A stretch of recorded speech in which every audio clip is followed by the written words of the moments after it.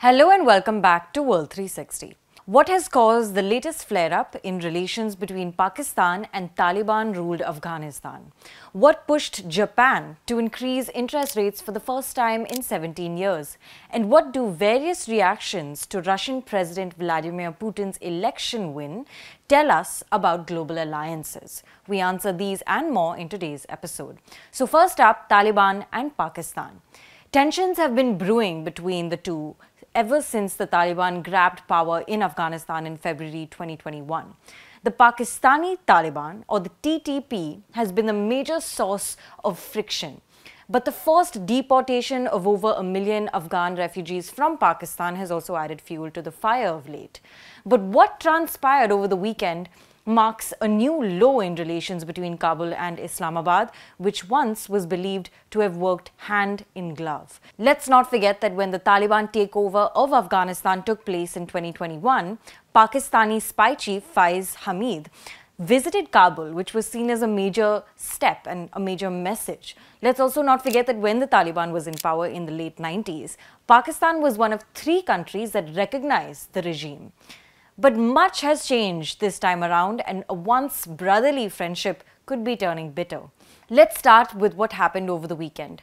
On Saturday, unknown militants attacked a Pakistan military post in North Waziristan near the border with Afghanistan. 7 Pakistani military personnel died in that attack. While attending the funeral of the 2 officers who were part of the deceased, Pakistan President Asif Ali Zardari vowed strong retaliation to whomever was responsible. On early Monday morning, 2 days later, the Taliban said Pakistan had carried out airstrikes in Afghan areas of Khost and Paktika, killing 6 civilians. Reports say Pakistan was targeting a TTP commander residing in these Afghan areas. Now, the Taliban issued a stern statement that explicitly criticized the Pakistan army and its quote-unquote wrong policies. Let's have a look at what this statement says. In fact, it also calls the Pakistani airstrikes reckless. The people of Pakistan and the new government should stop some army generals from the continuation of their wrong policies for the benefit of others, like last 20 years, and stop spoiling the relationship between the 2 neighboring Muslim nations, read the Taliban statement.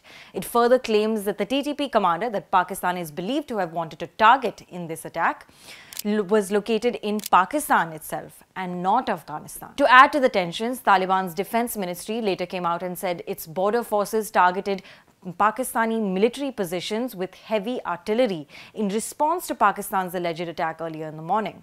At this point, you must have realized that the TTP is the main point of contention here, especially as it has become more emboldened with its attacks on Pakistani military posts in the last 2 years. In fact, earlier this month, Pakistan urged the United Nations to investigate financing of the TTP, warning that the terror group could become a global threat.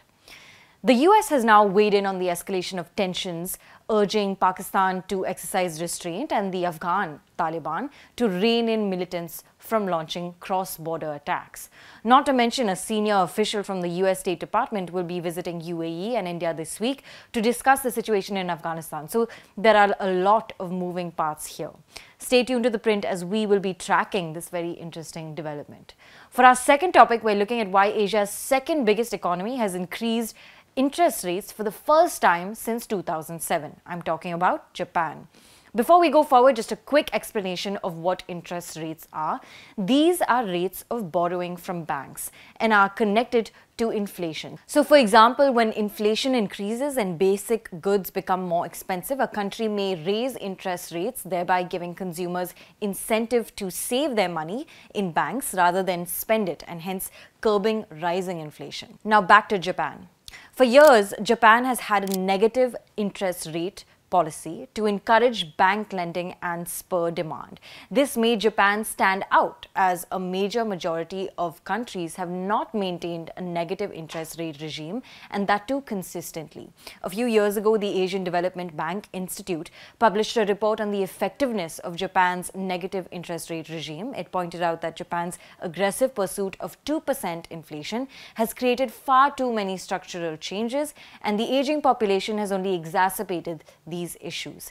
It explains that Japan's negative interest rate policy intended to withdraw excess reserves from the central bank and increase lending to the corporate sector and households, stimulating aggregate demand, raising prices and accelerating economic growth.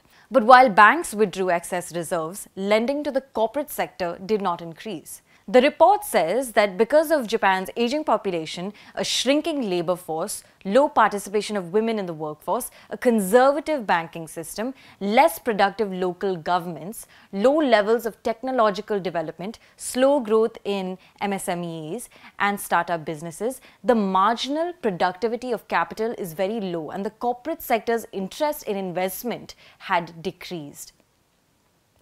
Japan's decision now to raise the interest rate from minus 0.1% to between 0 and 0.1% is a sort of acknowledgement that a change in monetary policy is very much the need of the hour. Let's not forget that in the last quarter, Japan slipped into a technical recession after its economy shrank by 0.5%. Japan also officially lost its spot as the world's third largest economy, slipping behind Germany. For our last topic, we're looking at how various leaders reacted to Russian President Vladimir Putin's rubber stamp election win and what it tells us about global alliances. While the West has decried the fairness of the elections in Russia, leaders from India, Pakistan, China, Cuba, Iran, Venezuela and more congratulated Putin and promised to deepen bilateral ties with Russia going forward. On Sunday, Putin won a landslide victory in Russia's presidential election, garnering almost 88% of the vote. This solidified an unprecedented fifth term in office for Putin. And should he complete his next six-year term, he will overtake Joseph Stalin to become Russia's longest-serving leader for more than 200 years. Let's not forget that this election was held a month after the death of imprisoned Russian opposition leader Alexei Navalny. Before his death, he urged the public to come out on the day of the election at noon to protest the unfairness of the polls. This was a main point of contention for European leaders who have been fighting Russia ever since its invasion of Ukraine in February 2022. In fact, Charles Michel, President of the European Council, offered a sarcastic remark upon the release of the results of the Russian presidential elections. He said, "Would like to congratulate Vladimir Putin on his landslide victory in the election starting today. No opposition, no freedom, no choice."